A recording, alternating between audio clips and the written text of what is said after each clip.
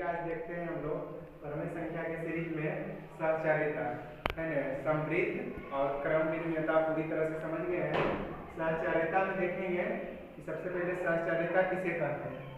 किसी भी तीन संख्या या तीन से अधिक संख्याओं का जोड़ या गुणा करने पर संख्याओं के समूह यानी कोष्टक में जो लिखते हैं हम लोग, बड़ी कोष्ट, मंझली कोष्ट या छोटी कोष्ट है ना, उसमें बदलाव करेंगे तो परिणाम पर कोई असर नहीं पड़ेगा, है ना, उसे सहचारिता कहते हैं। उसी को हम लोग यहाँ पर देखेंगे। जोड़ है, यहाँ गुणा है। इसमें देखिए कोष्टक में परिणाम, कोष्टक में बदलाव करने से परिणाम में कोई अंतर नहीं होगा, है ना, उतना ही दोनों तरफ परिणाम प्राप्त हुआ है, तो वह सहचारिता है ना। एक तरह से क्रम विनिमयता से थोड़ा सा मिलता है, लेकिन क्रम विनिमयता से अलग है ना। क्रम विनिमयता में दो संख्या का कंपेरिजन होता था, इसमें तीन या तीन से अधिक संख्याओं का कंपेरिजन हो रहा है। चलिए योग में सबसे पहले हम लोग देखेंगे। योग में तीन संख्या लिए हैं, पूर्णांक योग पूर्णांक संख्या का ही हम लोग सीख रहे हैं, है ना। पूर्णांक में तो पूर्णांक संख्या माइनस में भी होता है। आपका पूर्णांक संख्या सभी ऋणात्मक और शून्य और सभी धनात्मक संख्याओं के समूह को पूर्णांक संख्या है ना। तो देखिए तीन को पूर्णांक संख्या हम लिए हैं, -3 प्लस बड़ी ब्रैकेट 5 प्लस -4।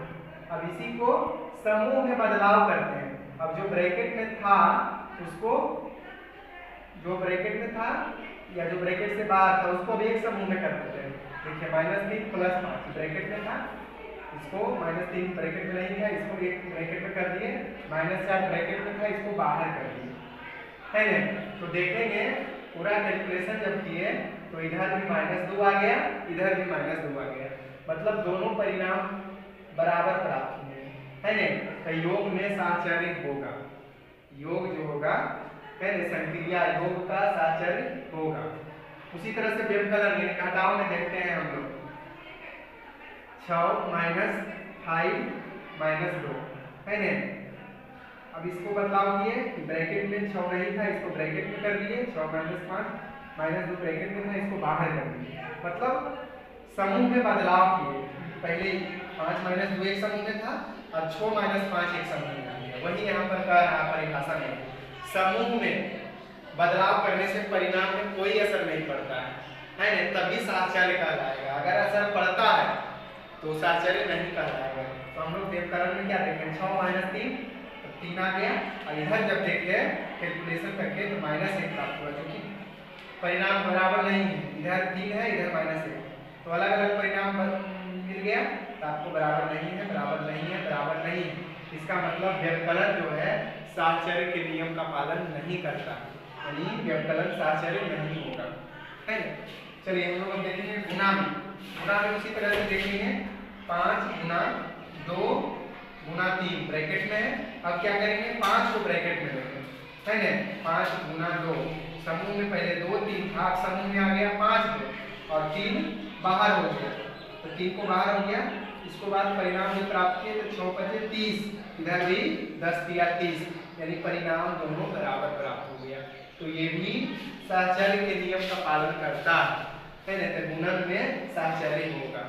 अब देखेंगे भाग में। हम लोग भाग में 6/4/2 है ना।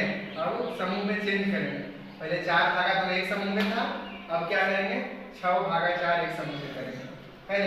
तब करके देखिए तो परिणाम बराबर नहीं प्राप्त हो रहा है, दोनों अलग अलग परिणाम प्राप्त हो रहा है। समूह के ए साइड अलग परिणाम प्राप्त हुआ, जब समूह में बदलाव किए तो दूसरा परिणाम प्राप्त हो रहा है।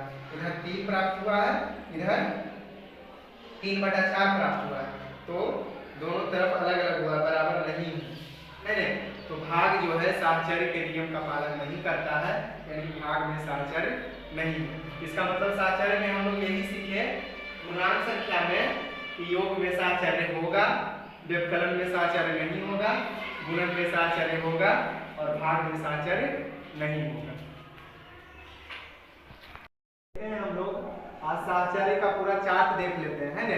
साहचर्य में सीख लिए हैं, पूर्णांक संख्या में दिखाए, परमेय संख्या, पूर्ण संख्या, प्राकृत संख्या सब सीख गए हैं। उसका पूरा चार्ट एक जगह देखेंगे कि कौन साहचर्य के नियम का पालन करता है, कौन नहीं करता है ना। बच्चों से करके इसको हम दिखवाते हैं। देखिए सबसे पहले परमेय संख्या दिखाएगी निशा। परमेय संख्या में कौन आपका योग के नियम का पालन करता है, कौन नहीं करता है, हाँ या नहीं लिखना है इसमें। परमेय संख्या में योग में होगा, व्यवकलन में नहीं होगा, गुणन में होगा, हाँ, भाग में नहीं होगा। चलिए सोनू बताइएगा कि पूर्णांक संख्या में क्या क्या हम लोग करके देख लिए, सिर्फ इस चार्ट को पूरा भर देना। मैंने बच्चा से भरवाएंगे, इससे इसका हौसला भी बढ़ेगा, इसको लगेगा हम सीख भी गए होगा। व्यवकलन में नहीं होगा, गुणन में होगा, सब करके देख लिया है। अब इसको सिर्फ चार्ट भरना, भाग में नहीं। चलिए वैष्णवी,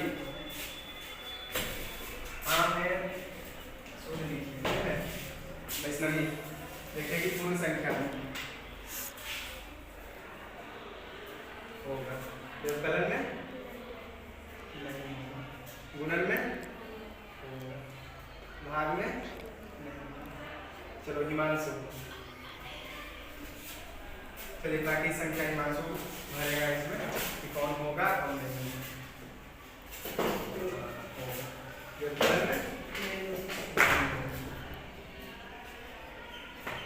गुणन में होगा, भाग में नहीं।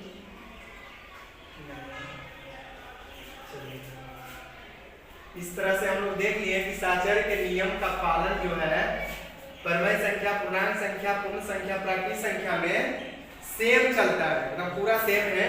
इसमें क्या है, योग में सबका हाँ है, चारों संख्या कहाँ है, व्यवकलन में सबका नहीं है, उसी तरह से गुणा में सबका है, गुणन में सबका है और भाग में सबका नहीं है। बहुत आसान लगा साचर्य का नियम।